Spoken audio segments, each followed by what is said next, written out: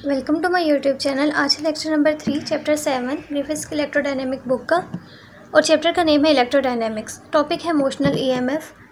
हम electromotive force topic discuss कर रहे हैं। इससे पिछले लेक्चर में हमने उसकी 3 क्लासिफिकेशन थी। पिछले लेक्चर में हमने इसकी फर्स्ट टाइप पढ़ी थी ईएमएफ इन इलेक्ट्रिक सर्किट। आज हम पढ़ेंगे मोशनल ईएमएफ, और थर्ड वन जो होगी सर नेक्स्ट लेक्चर में, जिसमें है इंड्यूस्ड ईएमएफ। अब मोशनल ईएमएफ क्या होती है हमारे पास? EMF generated due to the motion of the conductor in magnetic field called motional EMF. अब इस पे क्या होगा, हमारे पास एक इस तरह से ये एक मैग्नेटिक फील्ड है और उसके अंदर क्या है, एक कंडक्टर है जो कि मूव कर रहा है। ठीक है, ये मूव करेगा, मोशन करेगा। तो अब अगर आप इस लाइन को गौर से देखो तो इसमें मैंने कहा due to the motion of the conductor in magnetic field, means के कंडक्टर जो है वो मूव कर रहा है, और जो आपके पास मैग्नेटिक फील्ड है इट मीन्स है वो क्या होगी, रेस्ट पे होगी, सिर्फ कंडक्टर मूव कर रहा है। इसकी वजह से जो ईएमएफ जनरेट होगी उसको हम क्या बोलते हैं, मोशनल ईएमएफ। अब एग्जांपल क्या है, जनरेटर। अब आपके पास जो सोर्सेज होते हैं, बैटरीज, जनरेटर, कोई भी सोर्स हो सकता है। बैटरी जो है वो बहुत कॉमन सोर्स है, जैसे कि हमने पिछले वाले ईएमएफ में देखा था। इसके फर्स्ट टाइप में हमने बैटरी ली थी, लेकिन वो बहुत कॉमन सोर्स है। तो अब हम जनरेटर लेंगे। ईएमएफ आपके पास इक्वल होती है फोर्स पर unit charge dot DL. Force पर यूनिट चार्ज क्या होती है, फिर से बात कर लेते हैं कि फोर्स पर यूनिट चार्ज वो होती है जिसकी वजह से चार्जेस जो लगती है चार्जेस पे, और लगने के बाद चार्जेस मूव करते हैं, और जैसे ही चार्जेस मूव करते हैं तो करंट प्रोड्यूस होती है। अब यहाँ पर एफ मैग्नेटिक है, मीन्स के मैग्नेटिक फोर्स पर यूनिट चार्ज डॉट डीएल। अब ये क्यों है, मैग्नेटिक फोर्स की वजह ही क्यों है, क्यों मैग्नेटिक ही लिखा है, उसके रीज़न आगे देखेंगे। अगर ये इस तरह से लिखी गई है सिर्फ लाइन इंटीग्रेशन, तो उसको हम क्या लेते हैं, इट मीन्स कि अगर इस तरह से लिखी गई है तो ये किसी कंडक्टर के लिए लिखी गई है। लेकिन जब इसके साथ क्लॉज आ जाता है, क्लॉज में इस तरह जगह अगर कहीं भी इस तरह से लिखी होगी तो वो फॉर क्लॉज लूप के लिए लिखी गई होगी। अब इसके एक्सप्लेनेशन में सबसे पहले आप डायग्राम देख लो कि आपके पास डायग्राम ऐसी होगी। अब डायग्राम से समझते हैं कि हमारे पास एक मैग्नेटिक फील्ड है, और मैग्नेटिक फील्ड क्या है, क्रॉस क्या होता है, इनटू द पेज के लिए हम क्या क्रॉस बना लेते हैं। अब ये हमारे पास सिस्टम है जिसकी मैग्नेटिक फील्ड क्या है, इनटू द पेज है, और ये हमारे पास क्या है, एक कंडक्टर है जिसकी साइड्स हैं ए बी सी डी, और उसके साथ क्या लगा हुआ है, एक रेजिस्टर लगा हुआ है, एक रेजिस्टर है। अब ये जो रेजिस्टर है, ये आप इसको रेजिस्टर सिंपल लिख सकते हो, मे बी ये लाइट भी हो सकती है, बल्ब, टोस्टर, कुछ भी हो सकता है। ठीक है, बस आप इसको एज अ रेजिस्टर समझो।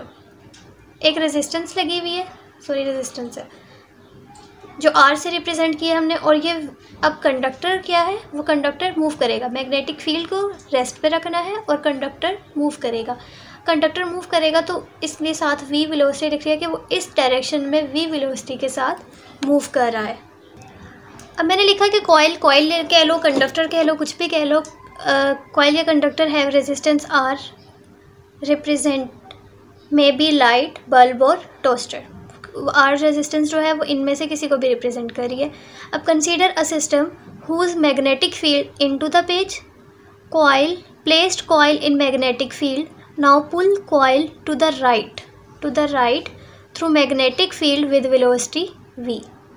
As coil moves so charges in coil moves. अब जैसे ही ये कॉइल क्या करेगी, मूव करेगी। इस कॉइल, ये क्या है, कंडक्टर है ना, इसके अंदर क्या है, चार्जेस हैं। अब जैसे ही ये मूव करेगी तो इसके अंदर चार्जेस मूव करेंगे। जब चार्जेस मूव करेंगे तो इसका मतलब कि हमें उन चार्जेस को मूव करवाने के लिए कोई ना कोई फोर्स लगानी पड़ेगी, जिसकी वजह से वो चार्जेस क्या है, मूव किए हैं। कोई फोर्स एक्ट की है तो वो चार्जेस मूव किए हैं ना। अब क्योंकि हमने इसको मैग्नेटिक फील्ड में रखा हुआ है, तो वो फोर्स जो जिसकी वजह जो इस पे लगी और चार्जेस मूव किए, वो फोर्स कौन सी होगी, मैग्नेटिक फोर्स होगी। अब जैसे ही चार्जेस मूव किए, फोर्स लगने के बाद चार्जेस मूव किए, तो क्या प्रोड्यूस हो गया, करंट प्रोड्यूस हो गया।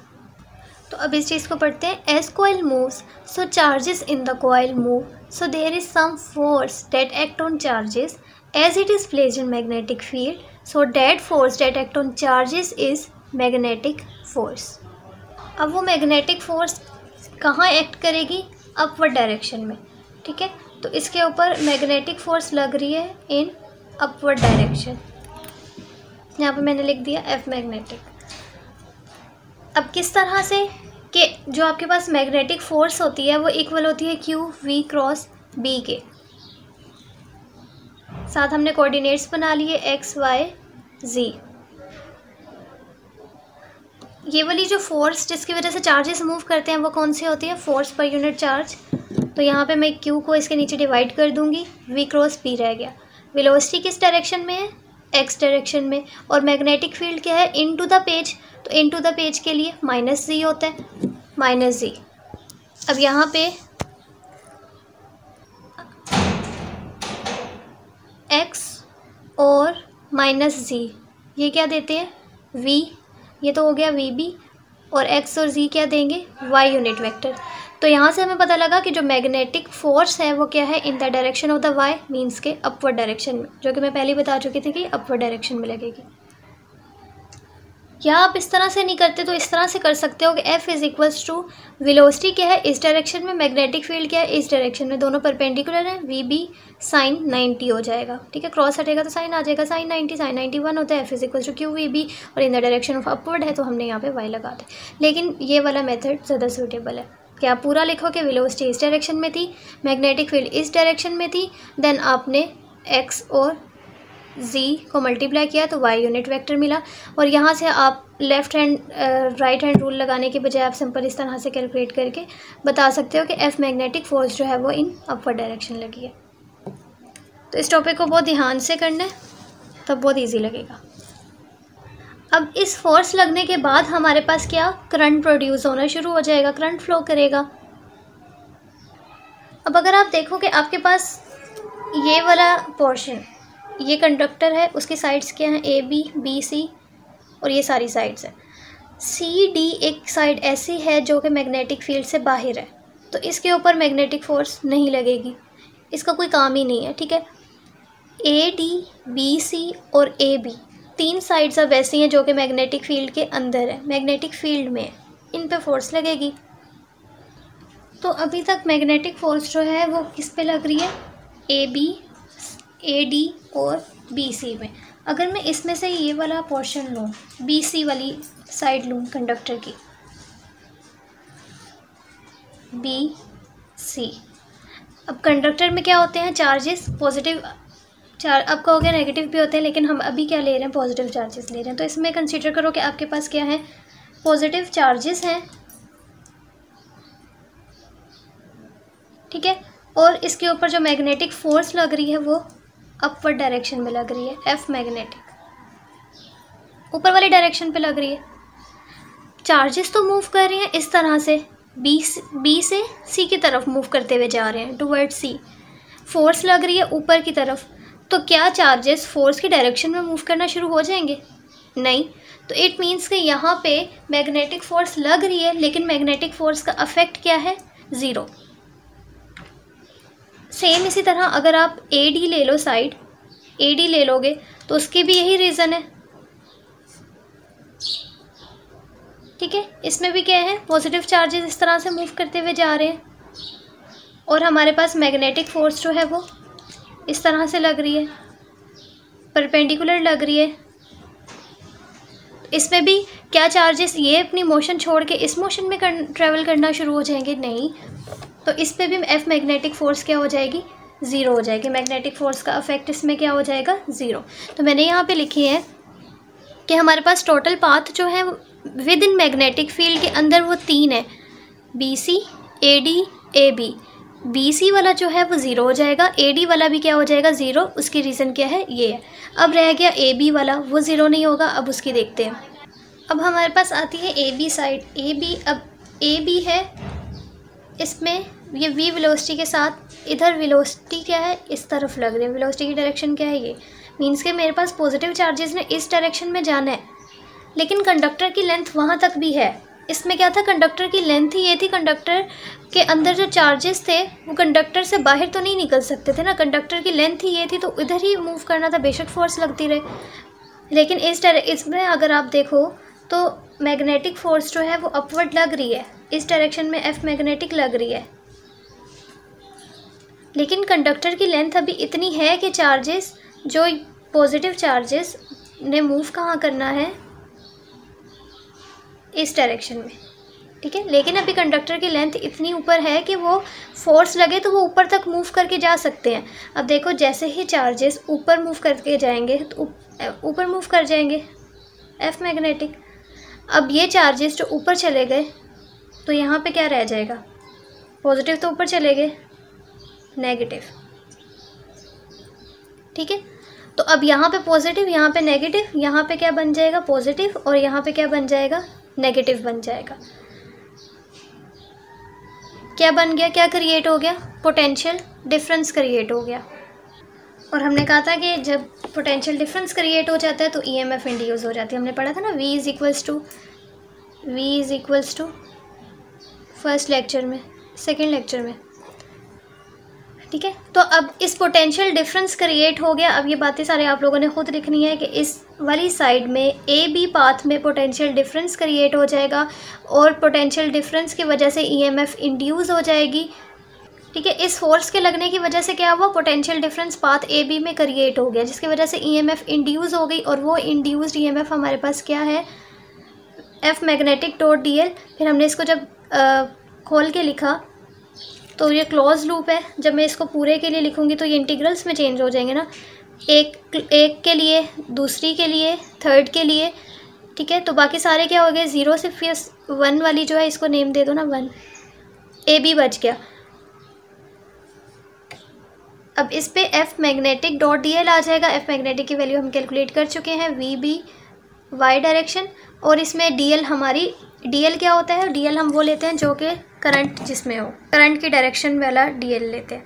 अब इसमें देखो जैसे ही हमारे पास पोटेंशियल डिफरेंस क्रिएट हो गया, तो पोटेंशियल डिफरेंस के क्रिएट होने का मतलब ही यही है कि करंट फ्लो करना शुरू हो गया और इस तरह से करंट फ्लो करना शुरू हो गया। तो अगर इसमें से इस तरह से करंट फ्लो किया है, ये देखो ये करंट फ्लो किया है, इस तरह से किया है, फिर इधर जाएगा, फिर इधर आएगा, फिर इधर जाएगा, तो ये वाली कौन सी होती है, क्लॉकवाइज। तो हमने लिखा कि हमारे पास करंट फ्लो करना शुरू कर देगा इस लूप में, और कौन सी डायरेक्शन में, क्लॉकवाइज डायरेक्शन में। अभी अगर इसकी रीज़न नहीं समझ आई तो आप लोग वीडियो को बैक करके दोबारा देख सकते हो कि बाकी सारे पाथ जो होंगे वो 0 हो जाएंगे, सिर्फ ए बी पाथ बचेगा। और मैग्नेटिक फोर्स उसके ऊपर अपवर्ड लग रही है तो चार्जेस ऊपर की तरफ मूव करेंगे, यहाँ पे नेगेटिव रह जाए बन जाएगा पोटेंशियल, यहाँ पे पॉजिटिव बन जाएगा, पोटेंशियल डिफरेंस क्रिएट हो जाएगा। जैसे पोटेंशियल डिफरेंस क्रिएट होगा, करंट फ्लो करता है पोटेंशियल डिफरेंस की वजह से, और हमारे पास ईएमएफ इंड्यूस हो जाती है। और जो ईएमएफ इंड्यूस हुई है वो V B Y D L. अब डी एल वाई क्यों लिया है, क्योंकि करंट किस डायरेक्शन में है, in because current in Y direction, तो हमने डी एल भी वाई डायरेक्शन में लिया। अब वाई यूनिट वेक्टर 1 हो जाएगा। वी बी डी एल क्या है, ये इसमें फ्लो किया ना, इतनी क्या थी, हाइट थी h, तो ये हो गया h, सॉरी ये हाइट नहीं विथ, और h मेरे पास क्या है, विथ ऑफ द लूप। यहाँ तक अगर अच्छे से समझ आ गया, उसके बाद देखो अभी हमने लिखा कि as magnetic force is responsible for establishing EMF, ठीक है। As we note that magnetic force not doing any work, ये हमने पढ़ा था चैप्टर नंबर 5 में कि मैग्नेटिक फोर्स तो कोई वर्क ही नहीं करती, और ईएमएफ तो कहते ही work done per unit charge को है। तो क्वेश्चन ये आता है कि फिर इतनी एनर्जी कहाँ से आई कि रेजिस्टर जो है वो हीट कर गया। जैसे अगर यहाँ पे बल्ब लगा हुआ था तो करंट फ्लो करने की वजह से क्या होगा, बल्ब ऑन कर जाएगा। तो करंट कब फ्लो किया, जब उसको इतनी फोर्स मिली, इतनी एनर्जी मिली, लेकिन मैग्नेटिक फोर्स तो वर्क ही नहीं करती, तो तब कैसे यहाँ पे हीट जो है मिली और रेजिस्टर जो है वो ऑन हो गया। तो अब उसका आंसर ये है कि जो पर्सन पुल कर रहा था वायर को, वो फोर्स पर यूनिट चार्ज प्रोवाइड कर रहा था, ठीक है। तो एफ पुल की वजह से हमें फोर्स पर यूनिट चार्ज मिल रहा था, जिसकी वजह से चार्जेस मूव किए, करंट प्रोड्यूस हुआ और रेजिस्टेंस हीट किया। अब एफ पुल यू बी के इक्वल कैसे आ गई, अब इसको देखते हैं। अब आप कहते हो कि हम ये ये है कि अगर जो पार्टिकल्स हैं, चार्जेस हैं, वो स्ट्रेट नहीं, थोड़ा सा इस डायरेक्शन में मूव किए, ठीक है, इस तरह से टिल्टेड वे में, इसको हम कह देते हैं W। अब इसके दो कंपोनेंट्स हैं, एक तो ये हॉरिजेंटल कंपोनेंट जिसमें V वेलोसिटी थी, और एक क्या थी इसकी U कंपोनेंट। अब वो कह रहे हैं कि when the person pulling on the loop with the current flowing. अब एक लूप जिसमें करंट फ्लो कर रहा है, जब पर्सन उसको पुल कर रहा है तो जो चार्जेस है सेगमेंट ए बी में, ठीक है, ए बी वाली बची थी ना पाथ सिर्फ, तो जो चार्जेस जो उस सेगमेंट उस पाथ में है उनकी वर्टिकल वेलोसिटी भी है। वर्टिकल वेलोसिटी को हमने क्या लिखा है, u, in addition to the horizontal velocity, साथ उसके क्या है, हॉरिजेंटल वेलोसिटी है वी। ठीक है, दो वेलोसिटीज़ हैं क्योंकि पार्टिकल जो है, चार्जेस जो है एक्चुअली इस डायरेक्शन मूव किए हैं, तो अब उनकी दो कंपोनेंट्स हो गए वेलोसिटी के, यू और वी। अब जो हमारे पास एफ पुल है ना, पहले इस डायग्राम को समझो। एफ पुल है वो आपके पास इस डायरेक्शन में है, आदमी इस जो पुल कर रहा है वो इस डायरेक्शन में पुल कर रहा है। जो मैग्नेटिक फोर्स होगी वो एग्जैक्टली ऑपोजिट होगी, ऑपोजिट इन डायरेक्शन होगी टू द उस डायरेक्शन के जहाँ पे चार्जेस मूव कर रहे हैं। तो यहाँ पे मैं एफ मैग्नेटिक बनाऊँगी, ठीक है। और अब इस एफ मैग्नेटिक फील्ड के भी दो कंपोनेंट्स हैं, यू बी वी बी, ठीक है। तो आपके पास एफ पुल जो है वो यू बी के इक्वल ही आनी चाहिए। ये जो है इक्वल है ना, तो इसके इक्वल ही आनी चाहिए। अब इसको कैलकुलेट करेंगे तो यू बी ही आएगी। अब इन दोनों के दरमियान भी एक एंगल बन रहा है और इनके दरमियान भी एक एंगल बन रहा है। पार्टिकल इस डायरेक्शन में मूव किए, उनकी दो कंपोनेंट्स से, एक हॉरिजेंटल वेलोसिटी थी और एक उसकी क्या थी, वर्टिकल वेलोसिटी थी, जो कि वी है, और हॉरिजेंटल वेलोसिटी क्या है, यू है। अब मैग्नेटिक फोर्स जो होगी वो ऑपोजिट होती है, जहाँ पार्टिकल मूव किए उसके ऑपोजिट डायरेक्शन में होती है, वो कैलकुलेट की, वो बनाई और उसके दो कंपोनेंट्स बनाए, यू बी और वी बी, और एफ पुल इस डायरेक्शन में लग रही है। अब एफ पुल जो है वो इसके इक्वल आनी चाहिए। एफ इक्वल होगा क्यू यू बी के, क्योंकि इधर जो कंपोनेंट है वो यू है, तो क्यू यू बी, और क्यू को डिवाइड कर देंगे तो फोर्स पर यूनिट चार्ज, तो ये कौन सी फोर्स है, जो पुल है, तो एफ पुल किसके इक्वल आ गया, यू बी के, और वो टूवर्ड्स राइट लग रही है। और जो मैग्नेटिक फोर्स थी वो किस पे लग रही है, टूवर्ड्स लेफ़्ट, ये लेफ़्ट साइड पे लग रही है ना। अब जो डायग्राम है ये आप लोग पिछले वाले के साथ भी बना सकते हो। ये हमने वो वाला काम है जो हमने पीछे किया था, कि हमारे पास हाइट इतनी थी, ये पूरे कंडक्टर है, ठीक है, और इसमें करंट जो है वो क्लॉकवाइज डायरेक्शन में मूव कर रहा था। लेकिन अब हमने कहा कि एक्चुअल में पार्टिकल तो इस डायरेक्शन में मूव ही नहीं किया, पार्टिकल क्या किया है, इस तरह से थोड़ा सा टिल्ट करके मूव किया, ठीक है। तो आप लोगों ने इसको भी टिल्ट, इसको भी टिल्ट, और ये ए बी सी डी, ठीक है। यहाँ पे एक ए प्राइम नाम है, तो अब यहाँ पे भी ए प्राइम नाम था। ओके, ये हमारे पास क्या था, एच था। तो अब ये वाला कौन सा होगा, करंट तो उसी डायरेक्शन में फ्लो कर रहा है ना। अब ये वाला कौन सा होगा, एच बाय कॉस थीटा। तो यहाँ पे हमने लिखा कि the particle is actually moving in the direction of the resultant velocity, so distance it goes is H by cos theta. अब हम ईएमएफ निकालेंगे। अभी तक हमने क्या निकाली है, एफ पुल, क्योंकि एफ मैग्नेटिक की वजह से वर्क हुआ ही नहीं था, तो ईएमएफ इक्वल होती है एफ पुल की इक्वल हो जाएगी डॉट डी एल।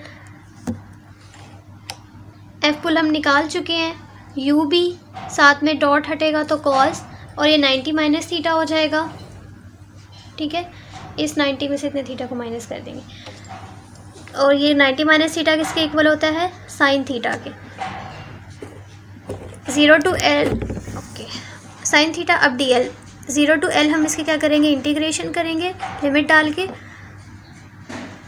तो यू बी साइन थीटा, और इसके इंटीग्रेशन करोगे तो सिंपल L आ जाएगा।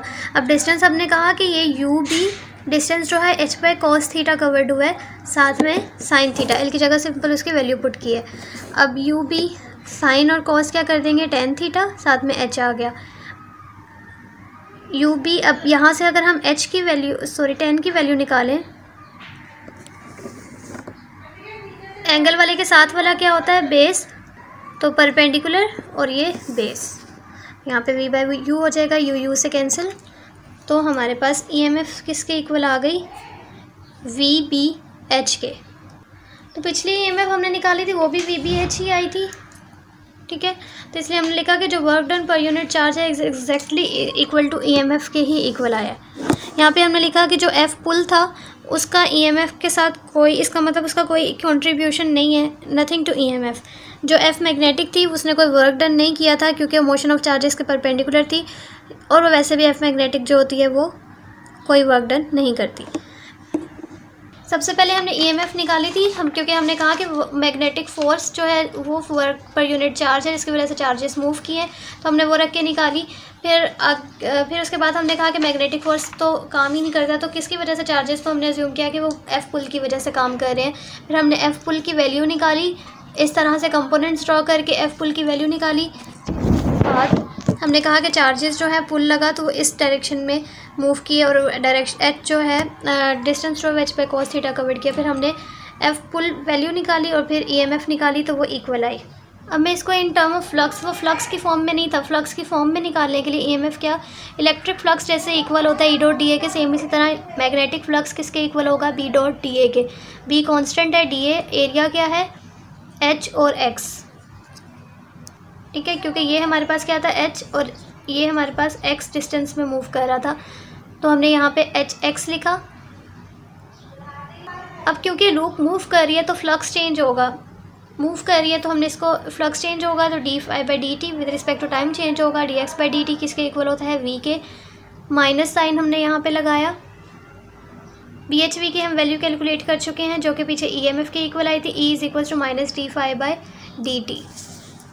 अब ये क्या है, E M F generated in the loop is minus the rate of change of flux through loop. Minus क्यों आता है, क्योंकि नेचर अपोज द चेंज, तो नेगेटिव साइन इसलिए आएगा।